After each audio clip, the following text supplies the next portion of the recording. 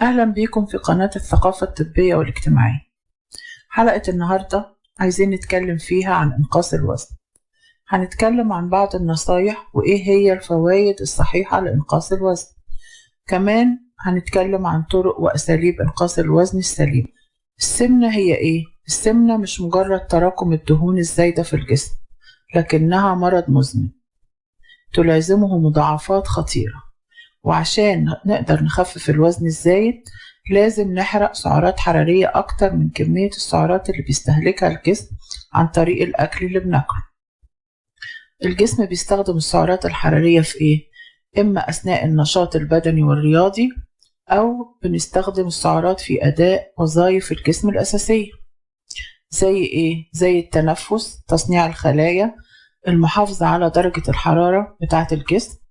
وفي عوامل تانية بتحدد مقدار احتياج الجسم للسعرات الحرارية، زي الجينات والسن، أو إذا كان ذكر أو أنثى، وشكل وتكوين الجسم.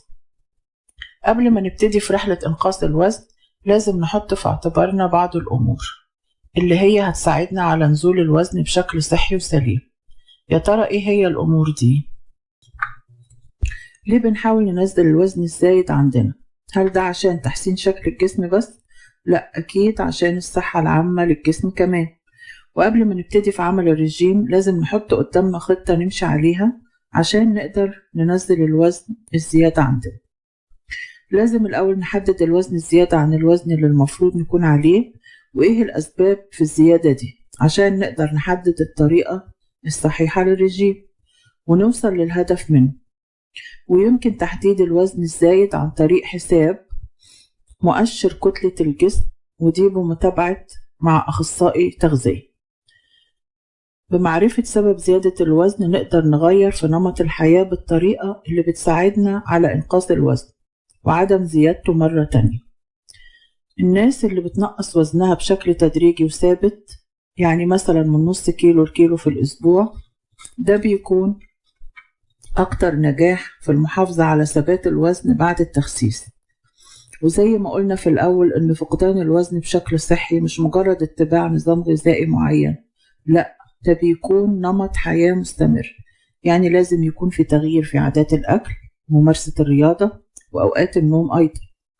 ومهم جدا إن احنا نعمل مذكرة نكتب فيها كمية الأكل اللي كلناها خلال اليوم، وبكده نعرف كمية الأكل اللي كلناها، وكمان وقت الأكل، وكمان إيه التغييرات اللي حصلت بسببه.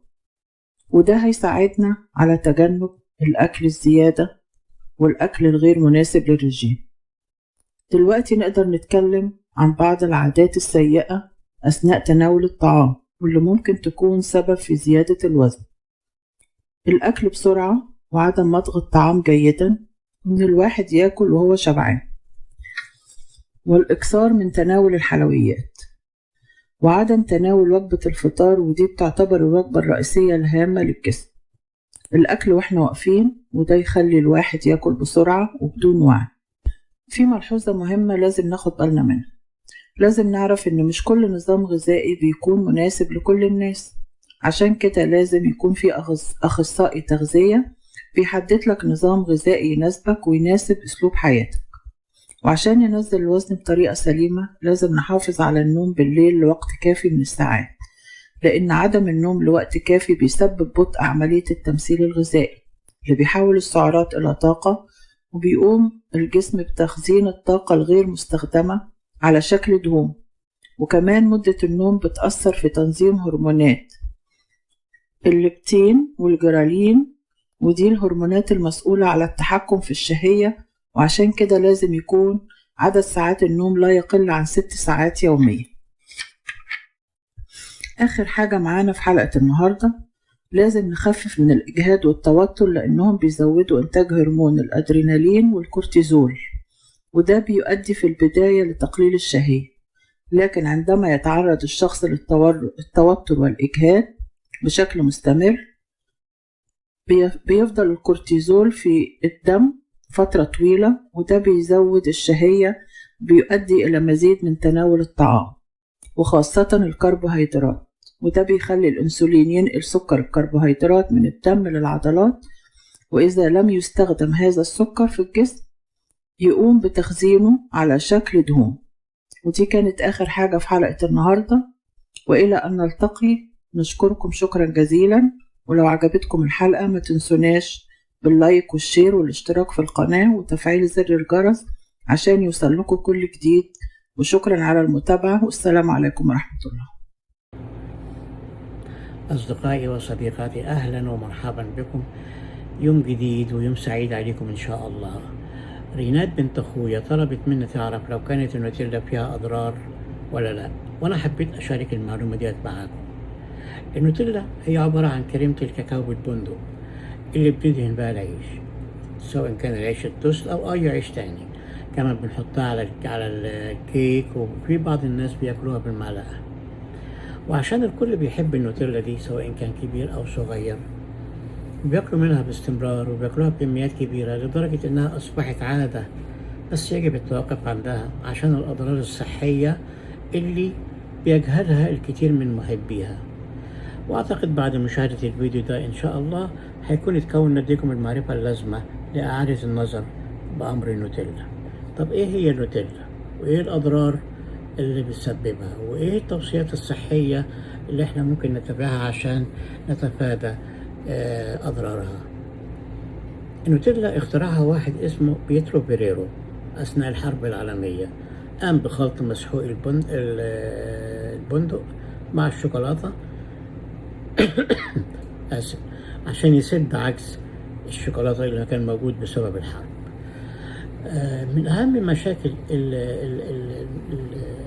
من أهم المشاكل الصحية اللي بتسببها النوتيلا هو نسبة احتوائها على نسبة عالية من السكر. يعني معلقتين نوتيلا بتعادل 5 معالق صغيرين من السكر. والسكر الموجود في النوتيلا بيتحول إلى دهون بشكل سريع جدا خلال مرحلة الطفولة، أسرع من أي مرحلة تانية في العمر. وبتصبح السمنة تدق ناقوس الخطر بسبب أكل النوتيلا. بينصح بعدم أكلها على الفطار لأنها مدمرة للعقل وبشكل صامت. كمان مع استمرار تناولها بيصبح الطفل بحالة خمول، وبيبقى عنده عدم المقدرة على ممارسة الرياضة أو الحركة، وبتضعف قدرته على التركيز. وجدوا إن في النوتيلا من مكوناتها في زيوت مهدرجة ودهون مشبعة بشكل عالي ومستمر، ودي بتسبب أمراض القلب زي احتقان عضلة القلب، واللي ممكن ينتج عنها الجلطة القلبية. كمان أيضا في ارتفاع نسبة الكوليسترول في الدم. من أهم أضرار النوتيلا المنتشر كمان إنها بتؤدي إلى تراكم الدهون في الكبد. كمان وجدوا في مكونات النوتيلا مستحلى بالصويا الغير مخمر، واللي بيؤثر على مستويات الهرمون لأنها بتولد درجة حرارة عالية المعدة ما بتستحملهاش. وجدوا كمان فيها مادة اسمها الفانيلين. دي بتؤدي إلى حدوث أضرار ليه؟ لأنها مكون صناعي بيحتوي على مادة MSG، وهي مادة بتعتبر سم قاتل بس ببطء.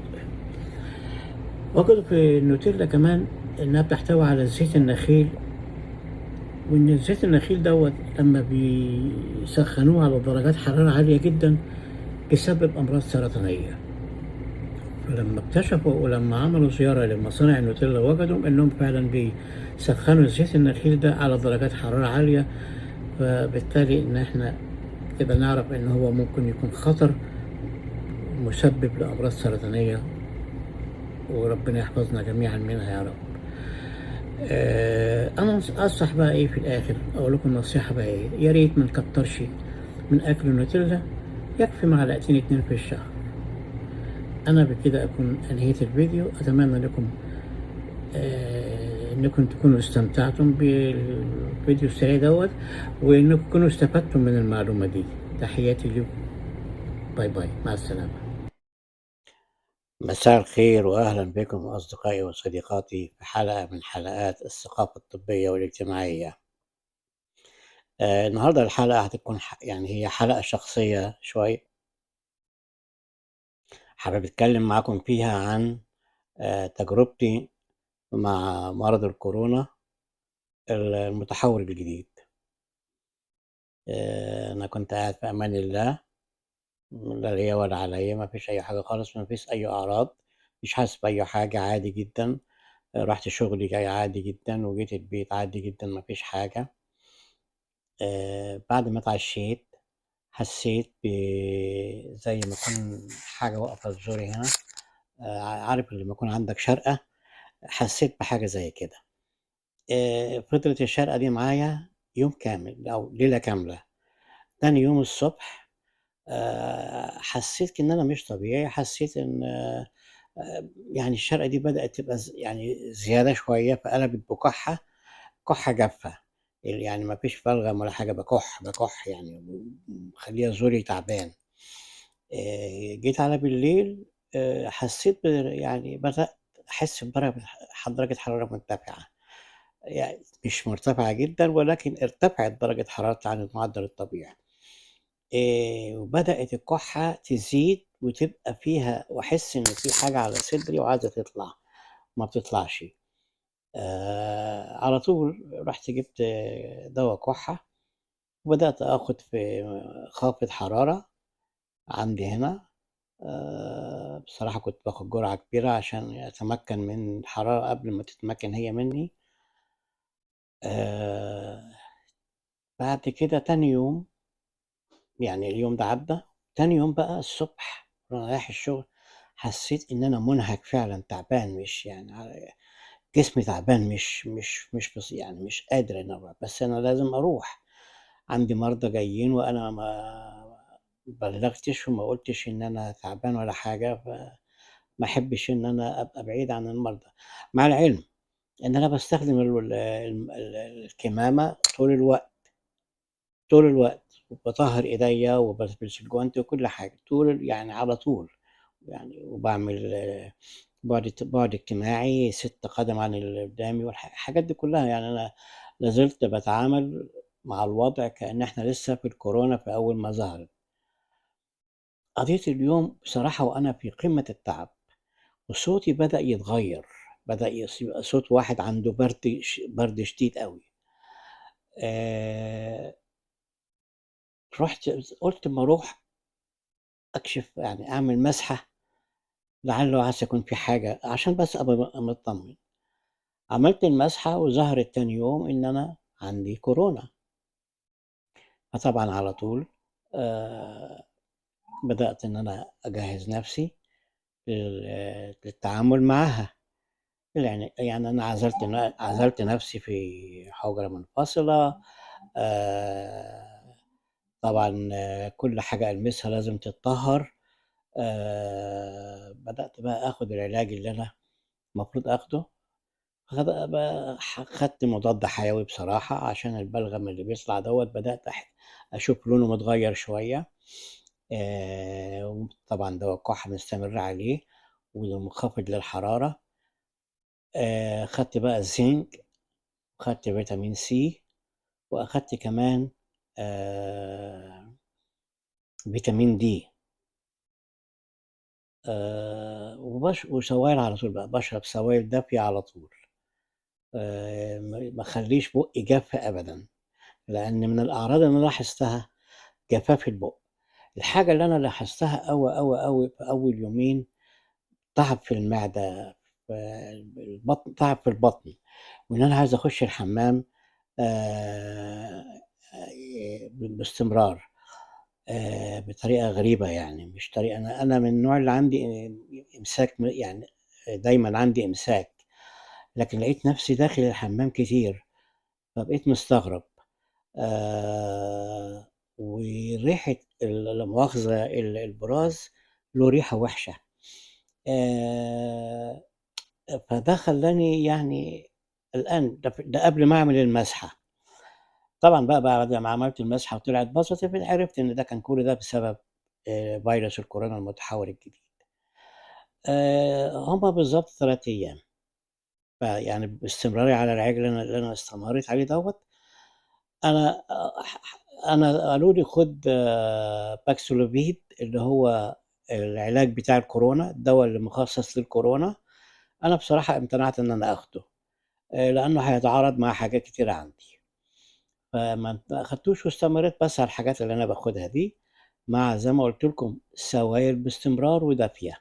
ممنوع إن أنا أشرب حاجة ساقعة أو حاجة من التلاجة وبتاع. المكيفات زي الشاي والقهوة والحاجات دي قللت منها جدًا، عشان برضه جفاف البُق ما يزيدش أوي. هم يعني بالضبط هم كانوا 5 أيام بالضبط، وكنت بدأت إن أنا أتعافى منها والحمد لله. بعد أسبوع كامل بدأت أنزل الشغل. طبعًا يعني إن أنا برضه محترس احتراس قوي جدًا، خوفًا على زملائي وخوفًا على المرضى وخوفًا على كل حاجة. طلبت منهم إن هم أي حاجة إن أنا ألمسها لازم تتطهّر، برضه احتياطي، احتياطي. لغاية ما فات أسبوعين، رُحت عملت مسحة تانية والحمد لله طلعت negative. ودي كانت تجربتي مع مرض الكورونا المتحوّل الجديد. أرجو أي إنسان ييجي له شوية برد ويحس بتعب كده، ما يستهونش بالأمر ويقول إن دول شوية برد وهيروحوا. أرجو يروح يعمل مسحة فورية. والمساحات دلوقتي بقت مساحات سريعة، يعني كمان في مسحة سريعة جدًا بتتعمل آآ يعني برضه عشان الواحد يحتاط وما يأذيش اللي جنبه، ما يأذيش اللي معاه. أتمنى الشفاء لكل مريض، وأتمنى السلامة لكل إنسان، ولكم مني خالص تحياتي، والسلام عليكم ورحمة الله وبركاته. أهلا ومرحبا بكم أصدقائي وصديقاتي متابعي قناة الثقافة الطبية والاجتماعية. أنا حابب أتكلم معاكم النهاردة عن تجربتي مع الأزمة القلبية اللي حصلت لي مؤخرا، عشان برضو أعرف بعض الناس إيه الأعراض اللي بتحصل، وإزاي إن هم يعني يعني يبقى عندهم دراية بالأعراض دي، وإيه اللي المفروض يعملوه لو لا قدر الله حصل لأي حد منهم آه، آه، يعني إصابة بهذه الأعراض.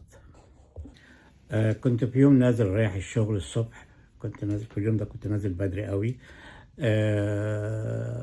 وبعدين وأنا في الطريق حسيت بفوران، بضغط على رقبتي غريب، يعني حاجة زي ما كنت طالعة كده فايق. انت عارف لما يكون عندك ارتجاع اللي هي بيسموها ارتجاع الحموضة ده، ولا الحرقان اللي في الصدر ده. ما هو ما كانش حرقان في الصدر، بس تلاقيه فوران طالع على رقبتي، وحاجة بتخنقني جامد، وطالعة ماسكة الفك السفلي ده، وألم من نوع غريب ماسك الفك السفلي دي. ده عرض قوي جدا من أعراض الأزمة القلبية اللي بتصيب أي إنسان. أنا قلت استنيت، يعني هو استمر معايا يعني مقربة من دقيقة، هو ما كملش دقيقة. بس أنا قلت في نفسي، لو استمر كتير أنا هقول للسواق يقف، أو وياخدنا على طول على أي مستشفى قريبة جدا، عشان يعني أدخل أقدر ألحق نفسي فيها. لقيت بس هو ما بقول لك ما كملش دقيقة، والألم والفوران ده راح. يعني حاجة جت كده طق واتاك، يعني حاجة صدمة جت وراحت ماشية على طول. فأنا قررت، قلت خلاص أما أوصل الشغل عندي أعمل الفحوصات الطبية الكاملة على القلب، عشان أطمن وأشوف إيه الحكاية دي. هل هو فعلا نتيجة أزمة قلبية، يعني جت صدمة ليا، ولا دي نتيجة مثلا حاجة في المعدة في الأمعاء وارتجاع أو حموضة أو لما رحت الكلينيك بتاعتنا، عرضت نفسي على المختصين هناك وعملت جميع الفحوصات. كان أهم الفحوصات، كل الفحوصات اللي أنا عملتها كلها، الرسم القلب والموجات الفوق الصوتية أو الإيكو، كل الحاجات دي طلعت كلها نورمال، ما فيش أي حاجة بتشير لأي شيء. طيب يبقى إيه اللي ناقص؟ قلنا نعمل مسح ذري. فالمسح الذري هو اللي بين إن في فعلا قصور في الشرايين اللي مؤدية للقلب. لقيت عندي 3 شرايين فعلا فيهم قصور. 2 من الشريان من ال3 شرايين دول اصلا كان متركب فيهم دعامات قبل كده، يعني كنت مركب حوالي 10 دعامات قبل كده. فما كانش فيه يعني حل او انت يعني داعي لاي انتظار، الا ان احنا قررنا فعلا ان انا لازم اروح المستشفى وبيتم بقى بقيه الاجراءات التانيه. رحت المستشفى طبعا، عملت قسطره على طول. القسطره طبعا بينت ان في قصور جديد حصل في الشرايين. وفي شريان اللي هو الشريان الثالث ده كان اساسا ما فيش فيه اي تلف ولا حاجه، لكن لقينا فيه قصور جديد حصل فيه، تلف جديد حصل فيه. الشريان الايسر بتاع المؤدي للعضله اليسرى اللي في القلب، لقينا فيه قصور جديد. قصور في ايه بقى؟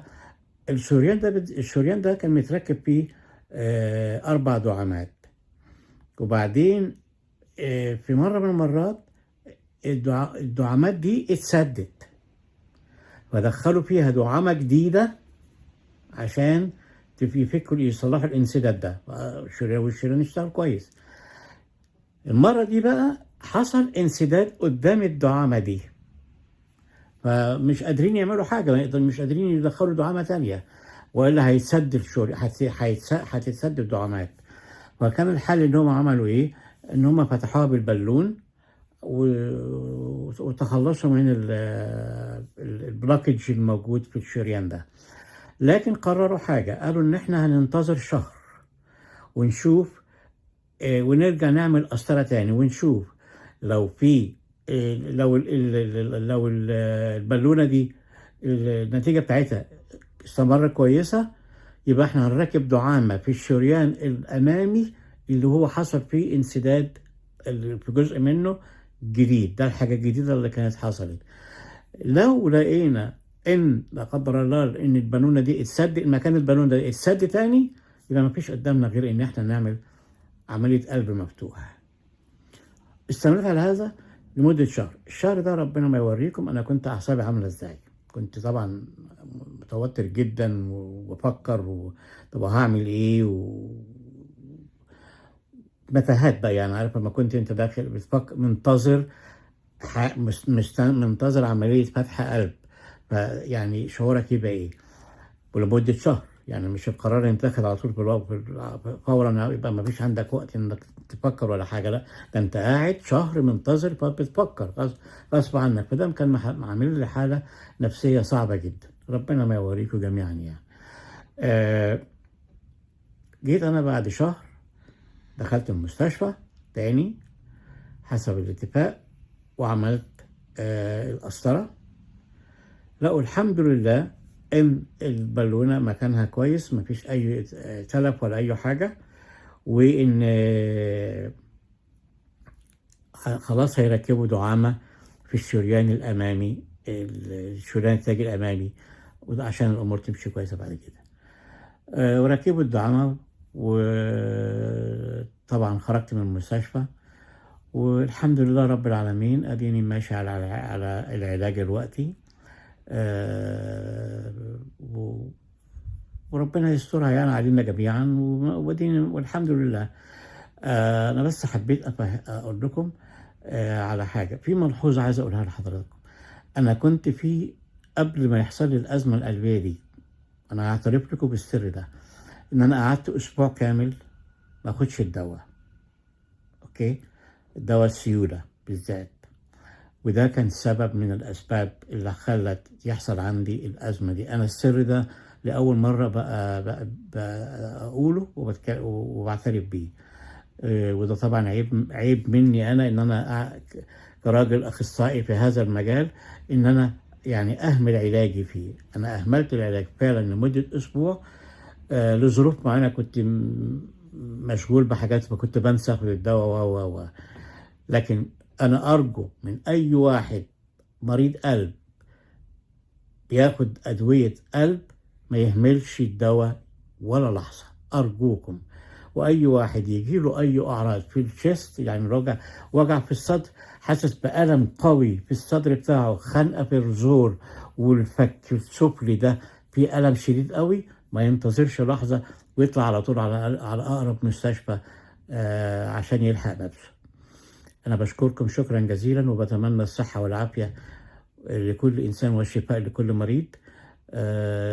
تقبلوا مني خالص التحيات، والسلام عليكم ورحمة الله وبركاته. أصدقائي وصديقاتي، أهلا ومرحبا بكم في يوم جديد ويوم سعيد عليكم إن شاء الله يا رب. النهاردة معايا لكم موضوع تاني مهم، وهو عن شرب القهوة. كتير مننا بيحب شرب القهوة، سواء كانت قهوة مضاف إليها حليب أو كريم زي الفرنساوي والأمريكاني، أو قهوة عادية اللي هي القهوة بتاعتنا اللي هي بنسميها القهوة التركي، أو القهوة الإيطالي اللي بيسموها إسبريسو اللي بدون أي حاجة، دي قهوة مركزة بنشرب. هي طعمها جميل وطعمها له نكهة معينة، لكن احنا ما بنعرفش ايه أضرار القهوة على الصحة بتاعتنا. القهوة بتأثر على تنظيم الكلى للكالسيوم اللي في الجسم. كمية الكافيين اللي في القهوة كل ما زادت، كل ما كان احتمال حدوث هشاشة العظام أكتر. ليه؟ لأن الكافيين بيعمل على فقدان العظام للكالسيوم. وحسب الأبحاث إنك لو شربت 8 كوبايات قهوة في اليوم، فإن نسبة الكالسيوم اللي في البول، وطبعا اللي هي معناها الكالسيوم اللي الجسم بيفقده، بتوصل إلى 77%. وده طبعا نسبة عالية من الكالسيوم المفقود، اللي بدوره بيؤثر على العظام ويضعفها، وممكن يسبب الهشاشة. غالبا النساء بعد سن اليأس بيكون ليهم مستويات منخفضة من الكالسيوم في الدم، وده بيكون بسبب التغيرات الهرمونية أو سبب نقص الكالسيوم في نظامهم الغذائي، يعني الأكل اللي بياكلوه مفيش فيه كالسيوم زيادة. الشباب والمراهقين اللي بيشربوا مشروبات الطاقة بإفراط، بصراحة دول يعني ما عندهمش فكرة ازاي هم بيضروا نفسهم ويضروا صحتهم. هم يعني يشربوها كده غطرسة ومظهرة ومنظرة، لكن في الحقيقة هم بيضروا صحتهم أكتر من اللازم. ليه؟ لأنهم بيكونوا بعرضة للإصابة بفقدان الكالسيوم، لأن العظم بتاعهم بيكون لسه في مراحل النمو بتاعته. أصدقائي وصديقاتي، أرجو الاعتدال في تناول القهوة، يعني كوباية أو بالكتير قوي 2 في اليوم هيكون كويس ومناسب لصحتكم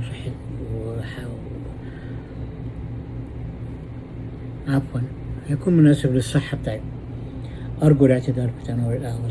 أصدقائي وصديقاتي، حافظوا على صحتكم، وربنا يكفيكم شر كل ما يؤذيكم.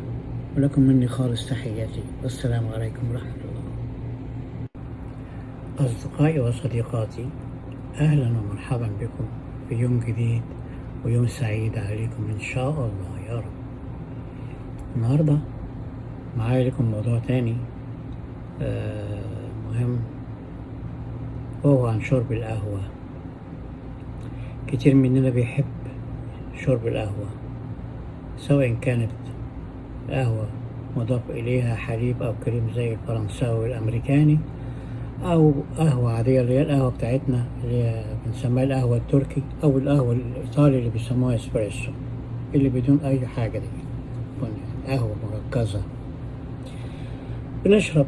هي طعمها جميل وطعمها له نكهة معينة، لكن احنا ما بنعرفش ايه أضرار القهوة على الصحة بتاعتنا. القهوة بتأثر على تنظيم الكلى للكالسيوم اللي في الجسم. كمية الكافيين اللي في القهوة كل ما زادت، كل ما كان احتمال حدوث هشاشة العظام أكتر.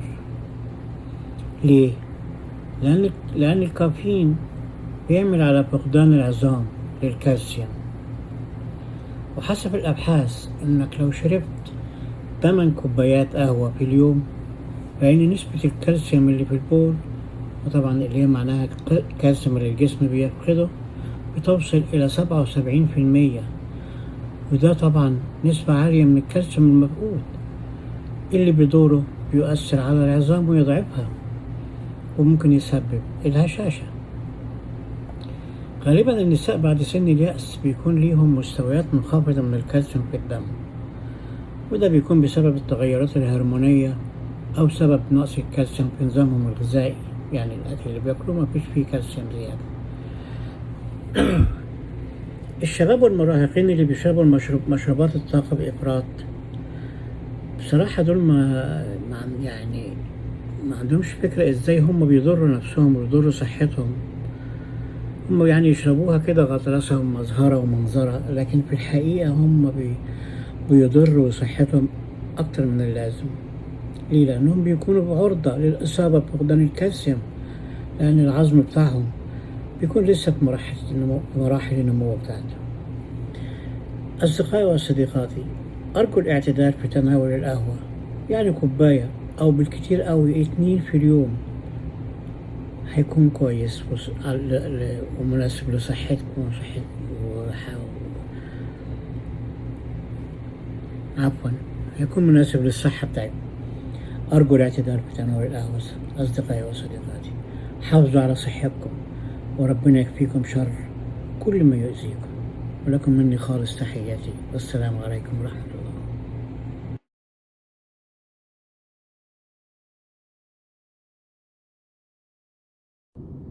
كل سنة وحضراتكم طيبين، وعيد سعيد على الكل يا رب.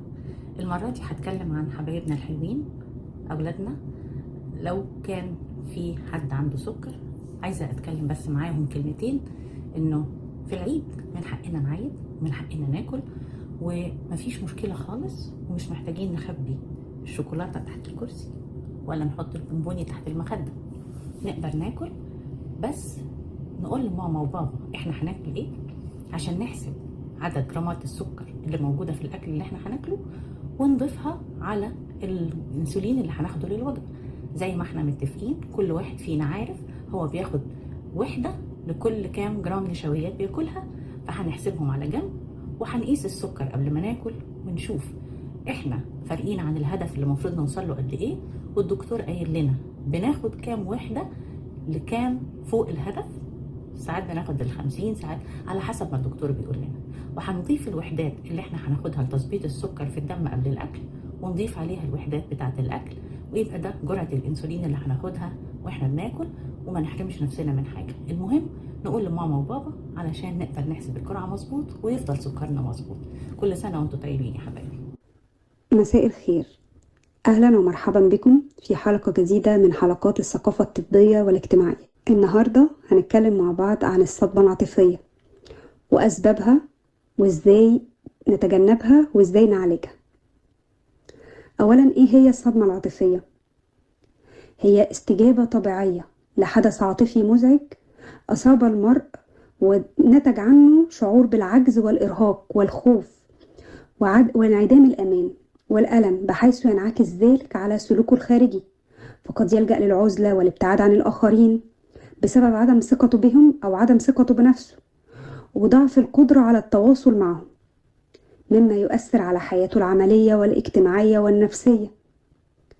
وفي الحالة دي بيفقد المرء السيطرة على نفسه وعلى الأمور، فتزداد انفعالاته وعدم التركيز، وتصيبه نوبات من التشنج العضلي أو الإعياء وغيرها من العوارض، وتحتاج للشفاء بعض الوقت، يختلف حسب كل حالة وشدتها واستجابة المرء نفسه واستعداده إن هو يشفي أو يخف من الصدمة العاطفية.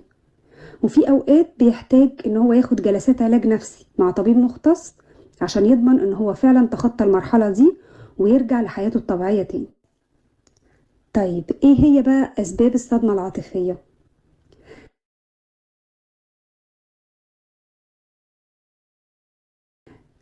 الأسباب كتير، في كذا حاجة للصدمات العاطفية اللي بتترك أثر عميق وشعور مؤلم بيصعب ساعات التغلب عليه. يعني مثلا زي مشاهدة المنشورات والصور والتقارير الإخبارية المختلفة اللي فيها قتل وحروب ووفيات، وبتبقى منتشرة بشكل مزعج على وسائل التواصل الاجتماعي المختلفة، ودي بتسبب شعور بالخوف والغضب وعدم الإحساس بالأمان. مثلا زي الكوارث الطبيعية، زي الحرائق مثلا أو الفيضانات اللي بيصعب الإنسان عليه إن هو يحافظ على سلامته فيها.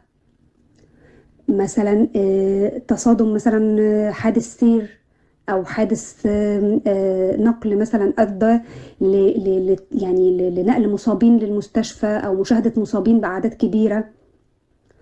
أو مثلا حوادث الطيران، مثلا البني آدم اللي بينجو من حادثة طيران لا قدر الله، ده بيحصل عنده صدمة عاطفية لأنه شاف حاجة صعبة جدا، صعبة على عقله إن هو يتقبلها، وصعبة على نفسيته إن هو يتخطاها بسهولة. أو وقوعه مثلا كضحية أو تعرضه لاعتداء جسدي، أو مشاهدة جريمة كعنف مثلا أو سطو مسلح أو غيره. أو مثلا رؤيته لحد عزيز عليه بيقوم بعملية جراحية خطيرة، أو وفاة شخص عزيز عليه مثلا، أو وفاة شخص بشكل مفاجئ كان هو متعود عليه وموجود في حياته بشكل مستمر وفجأة اختفى من حياته. أو مثلا عدى بتجربة فاشلة ويعني وحس بخيبة أمل، أو فقد الثقة في شخصية مقربة منه كان دايما واثق فيها وبيتعامل معاها. طيب إيه أعراضها؟ من أهم وأبرز أعراض الصدمة العاطفية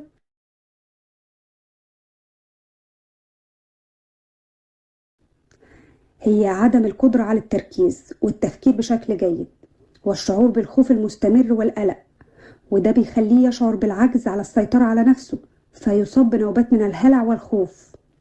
وفي كمان أعراض جسدية، يعني مثلا يحصل له صداع، آلام في جسمه عشوائي من غير أي سبب عضوي، مثلا آلام المعدة، تشنج العضلات، شعور مستمر بالإرهاق، عدم القدرة على النوم بشكل جيد. أو العكس، هروب، فينام البني آدم ده ينام بشكل كتير جدا وفترات طويلة جدا مستمرة، وممكن يحصل كوابيس.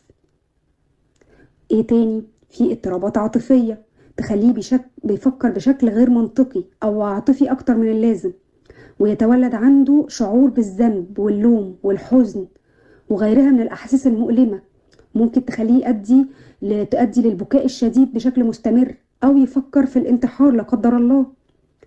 مثلا بيعمل تصرفات غريبة، يعني مثلا يلجأ للعزلة مع إنه هو شخص اجتماعي جدا، أو يتخلى عن مسؤولياته مع إنه هو شخص مسؤول ودايما بيؤدي مسؤولياته على أكمل وجه.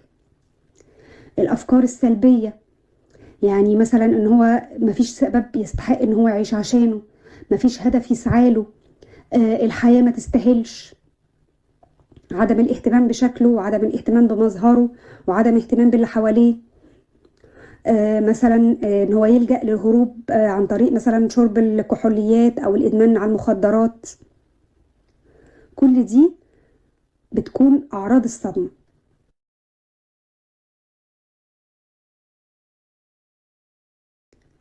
طيب في ايه تاني؟ في اضطراب ما بعد الصدمة، بيختلف بقى تأثير اضطراب ما بعد الصدمة من شخص لآخر، ففي ناس بتخف منها في خلال أيام، وفي ناس فترة تانية بتقعد أسابيع أو شهور، وفي أشخاص تانية ما بيعرفوش يخرجوا من الموضوع ده إلا لو أخدوا العلاج الكافي أو راحوا لدكتور.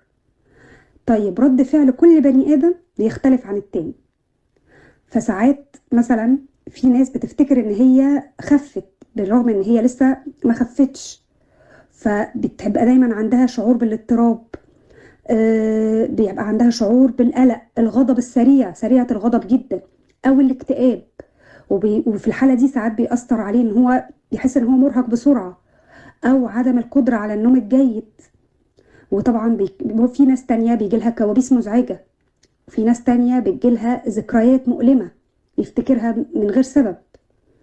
فكل دي يعني اضطرابات ما بعد الصدمة، وبتخليه مش عارف يمارس حياته الطبيعية بشكل كويس. طيب ازاي بقى نخرج من الصدمة العاطفية دي؟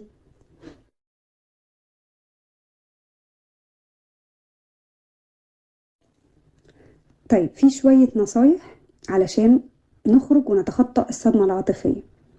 أول حاجة إن احنا نفتح خطوط التواصل مع الآخرين، يعني نتجنب العزلة تماما أو الجلوس وحيدة طبعا، ونستمتع مع الغير بنجاحاتهم وبتفاصيل، نشاركهم تفاصيل مهمة في حياتهم ونخليهم يشاركونا برضو التفاصيل المهمة دي، لأن الحياة ما بتتوقفش على موقف معين أو حدث معين، الحياة مستمرة. إنما اللجوء للعزلة والجلوس هيخلي البني آدم يفضل يفكر في نفس، يقف عند نفس النقطة المؤلمة دي وما يخطيهاش. تاني حاجة نحاول إن احنا يعني البني آدم اللي بيحصل له كده، طبعا بعد الشر علينا كلنا وعلى كل المستمعين، إن هما يحاولوا يقربوا من بني آدم، من ناس مروا بنفس التجربة، عشان يعرفوا هما ازاي تخطوا الألم ده وتخطوا التجربة دي. مواجهة المرء لنفسه، إن هو يتحدى نفسه ويتحدى شعور الألم ده ويتغلب عليه بقوة الإرادة وبالعزيمة.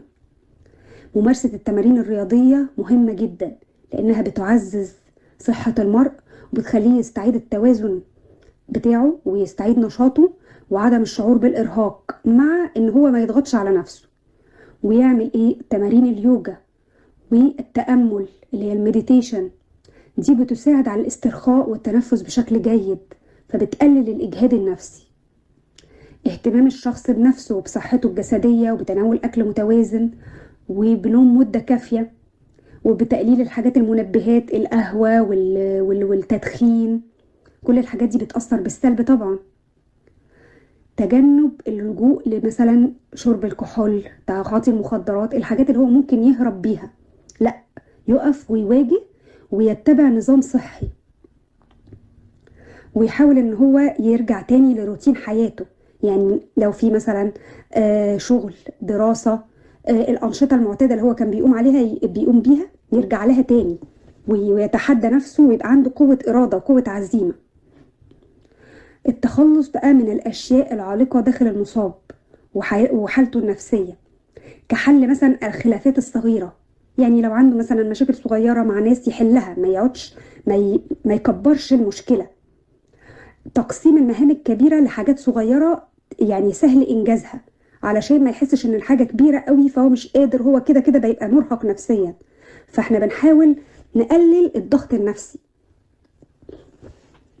التخلص من الاشخاص السلبيين، يعني الناس اللي بيجي دايما يلوموا، الناس اللي دايما يذكروا الاشياء السلبيه فقط في الحياه، يحاول الابتعاد عنهم يعني تماما، لان دول بيساعدوا على ان هو يبقى عنده احساس بالاكتئاب اكتر، واحساس ان الحياه صعبه وان كل حاجه مش بتخلص وان الدنيا بتقف عند نقطه معينه. ودول بيخلي القرب من الشخصيات دي بيخلوه عنده عدم توازن نفسي. وتاني حاجة في الآخر إعادة تقييم المرء لأسلوب حياته وأهدافه، ويحط لنفسه أهداف في الحياة ويحاول يسعى للحصول عليها، ويحاول يستعين بأصدقاء مقربين ويركز على التواصل والروابط الاجتماعية العميقة كالعائلة والأصدقاء المقربين. التطوع مثلا في الأعمال الخيرية، دي بتجلب السكينة والراحة النفسية جدا. لما بتحس ان انت بتساعد حد، ده بيديلك شعور بالإنجاز وشعور بالراحة النفسية، فكل الحاجات دي بتساعد على الاستشفاء.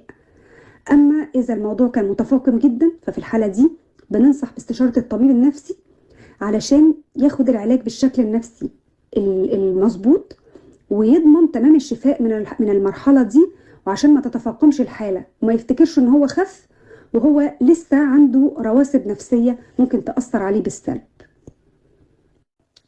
وفي نهاية حلقتنا أتمنى أن يكون الحلقة عجبتكم. ما تنسوش اللايك والشير والاشتراك في القناة، ولو عندكم أي استفسار ياريت تتركوه في التعليقات وإحنا هنجاوبكم في أسرع وقت. وطبعا بشكركم على المتابعة، واستنونا في حلقة تانية. أصدقائي وصديقاتي، أهلا بكم في يوم جديد، يوم سعيد عليكم إن شاء الله. النهاردة خطر في بالي فكرة عن موضوع معين يعني كده، حبيت إن أنا أتناقش معاكم فيه. كتير قوي من الناس بتاكل مسحوق الحشرات من غير ما تعرف. إيه هو مسحوق الحشرات اللي أنا أقصده؟ لو أنت جبت علبة زبادي بالفراولة وقريت المكونات اللي مكتوب عليها من ورا، هتلاقي مكتوب كلمة ريد 40 يعني أحمر 40، أو هتلاقي مكتوب إي، حرف الإي بالإنجليزي 120. ده إيه معناه إيه؟ ده معناه إن في حشرة بتنمو على نبات الصبار، نبات التين الشوكي. الحشرة دي بياخدوها ويجففوها في الشمس، وبعد كده يطحنوها تبقى بودرة حمراء. هي دي البودرة اللي بيدخلوها في الأكلات، اللي هي الألوان الصناعية. أوكي. ويقول لك إن هي دي زبادي بالفراولة، ده عصير فراولة، حاجة زي كده. لكن هي في الحقيقة اللون الأحمر جاي من الحشرة دي. كمان بيستخدموا اللون الأحمر ده في الروج الأحمر، أقلام الروج اللي أحمر الشفايف اللي بيستخدموه السيدات. أوكي. بس أنا حبيت أعرفكم المعلومة دي. أي منتج بتشتريه يا ريت تبص على المكونات بتاعته وتشوف لو مكتوب عليه إي، حرف الإي بالإنجليزي 120، إي 120 يعني إي 120، أو تشوف كلمة ريد أحمر 40 ريد 40 أو يعني ريد 40. لو لقيت الرقمين دول اعرف ان اللون الأحمر اللي موجود في في المكون ده أو في الغذاء ده هي الحشرة، مش حاجة طبيعية. أتمنى لكم دايما الصحة والسعادة، ودايما سعيد ان انا بتكلم معاكم في اللايف. تحياتي.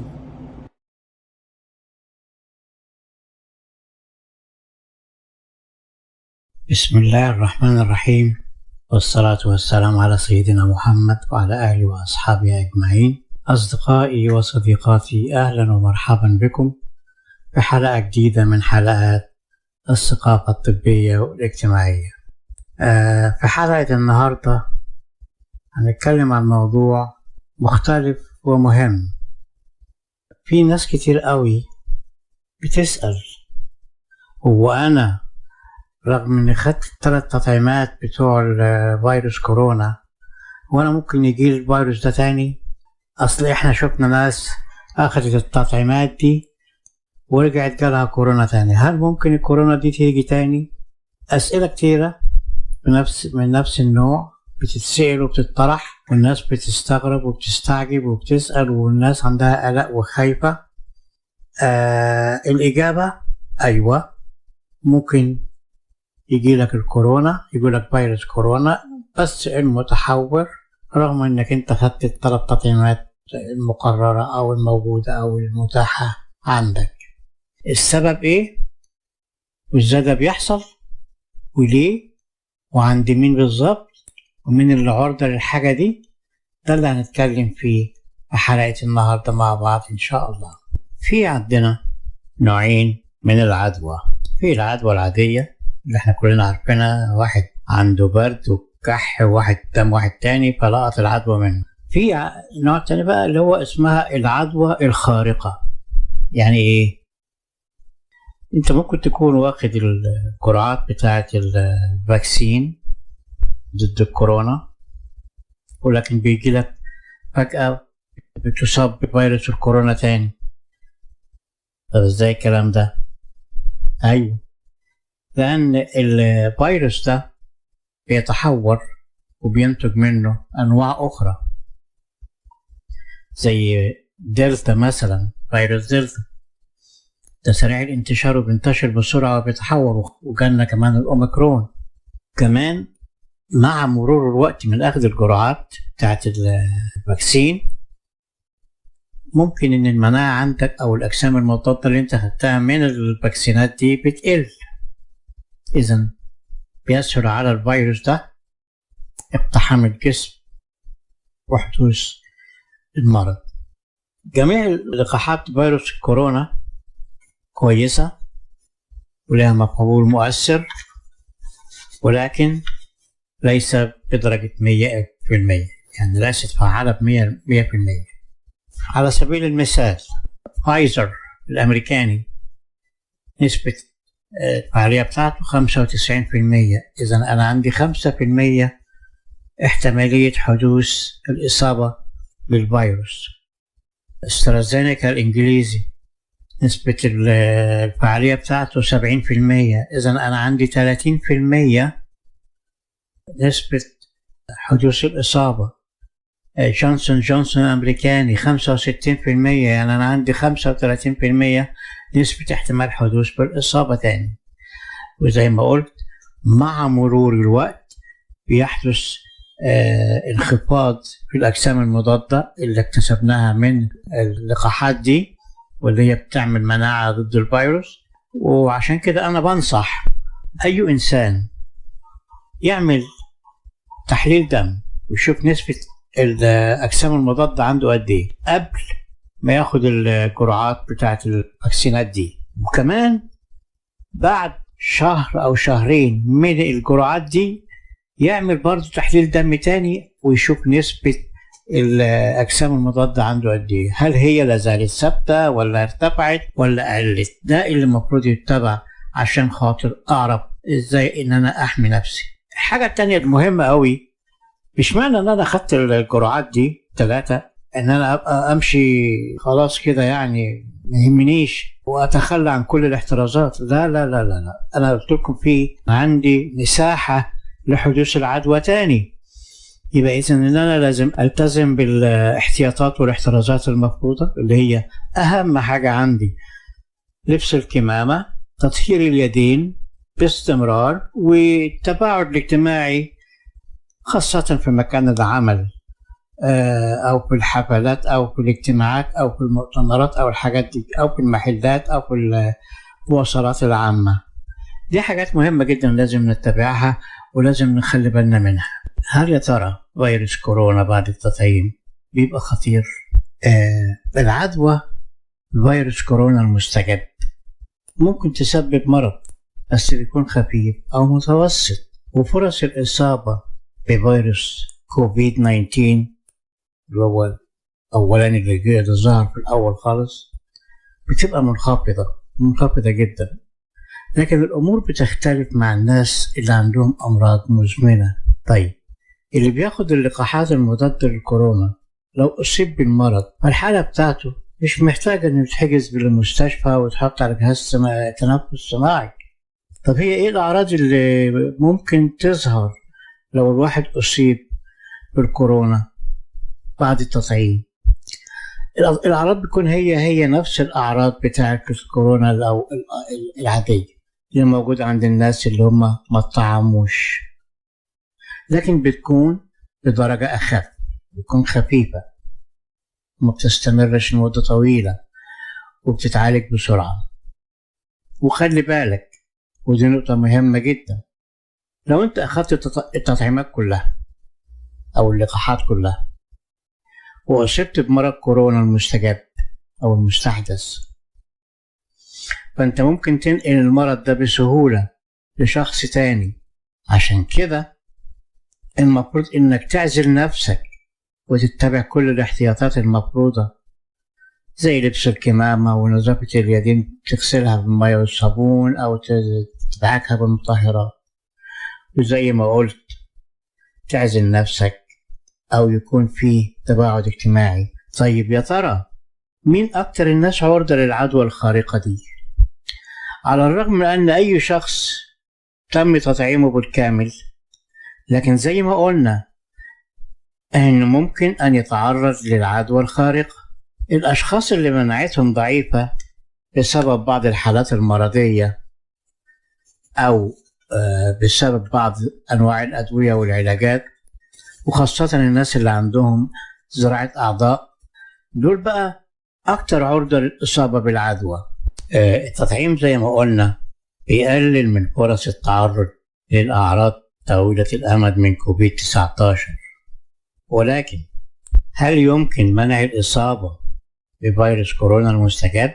شوفوا بقى، رغم أنكم أخذتوا التطعيمات الثلاثة إلا أن الالتزام بالاحترازات ضروري ومهم زي ما قلنا.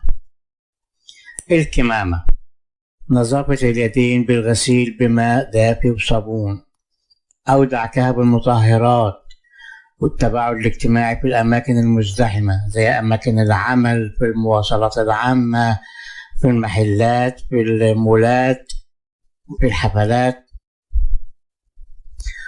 وكمان مهم جدا إن يكون في جودة للتهوية.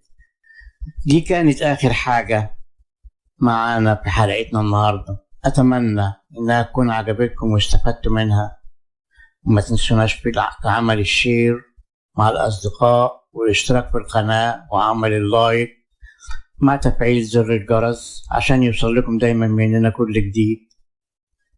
أنا بشكركم شكرا جزيلا، وإلى أن نلتقي في حلقة جديدة، لكم مني أطيب التمنيات، والسلام عليكم ورحمة الله وبركاته.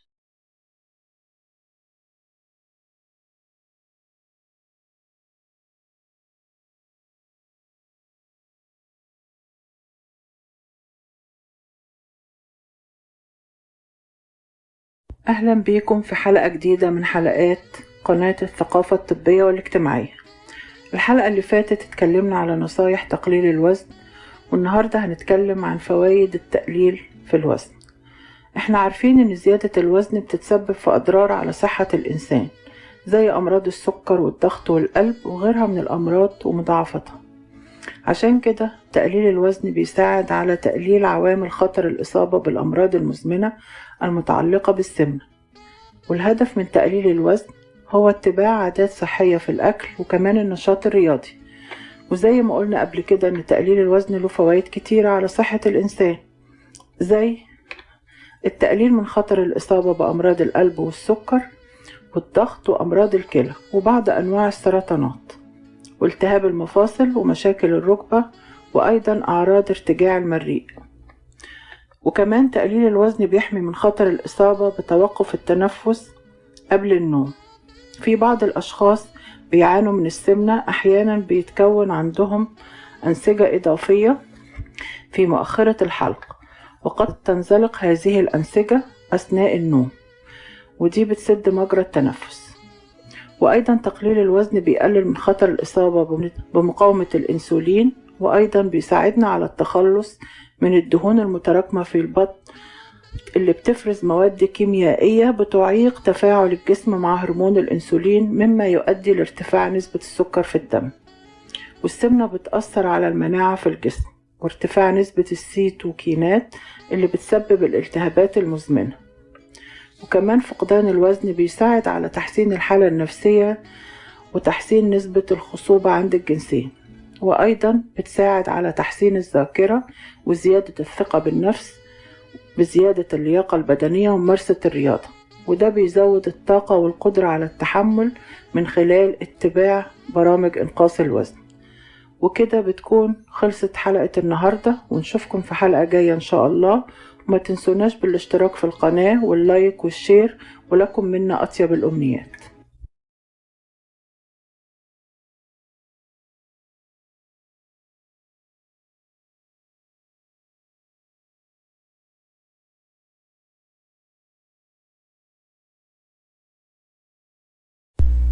أهلا ومرحبا بكم في حلقة جديدة عن المعلومات الصحية السريعة.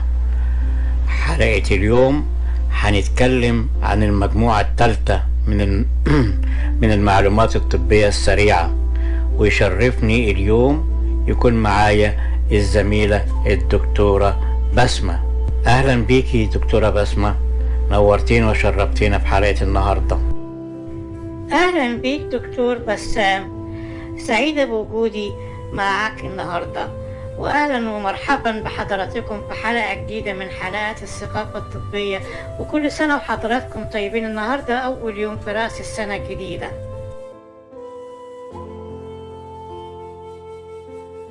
نبدأ بقى بأول معلومة صحية سريعة. أنت تعرف أن كرات الدم الحمراء هي المسؤولة عن حمل الأكسجين لخلايا الجسم وطرد ثاني أكسيد الكربون من الجسم؟ طيب انت تعرف ان المشي المنتظم بينشط الغدد وبيخلص الجسم من الشحوم والدهون.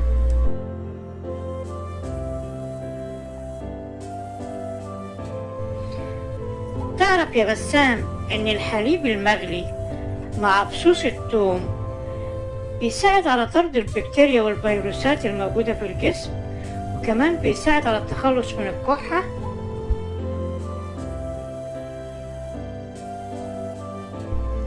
دي معلومة جديدة أول مرة أعرفها. أشكرك جدا دكتورة بسمة. حضرتك تعرفي ارتفاع درجة الحرارة مش ما بيعتبرش مرض، لكنه هو عرض من أعراض الأمراض المختلفة، ومش عرض لمرض واحد فقط يعني. تصور بقى إن القلق بيزود من حموضة المعدة، لو إيه كمان بيضعف من الشهية، يخلي الواحد يفقد يعني يساعد على فقدان الشهية.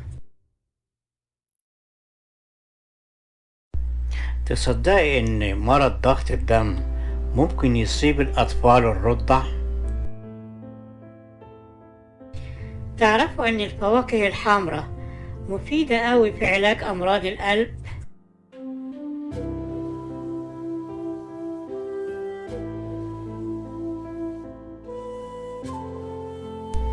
من الممكن أن يصل طول الدودة الشريطية إلى 25 متر، مع العلم أن معدل طولها الطبيعي من 2 إلى 5 متر فقط. يعتبر فيتامين أ من أهم الفيتامينات المفيدة للعين، وهو موجود في كتير أوي من الخضروات والفواكه وأهمها الجزر.